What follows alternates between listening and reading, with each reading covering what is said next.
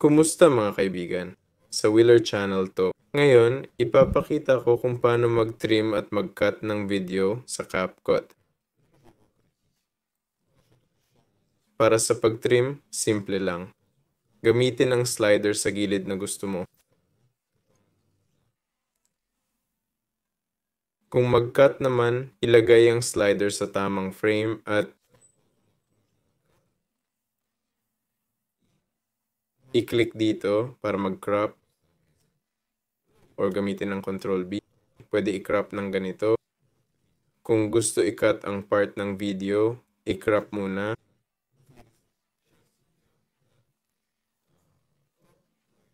Halimbawa, gusto ko i-cut mula 16 hanggang 10 minuto. I-crop sa 16 minutes, tapos sa 10 minutes.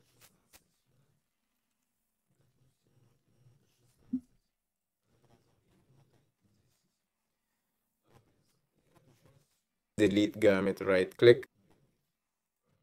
Natitira lang yung part sa pagitan. Yun lang.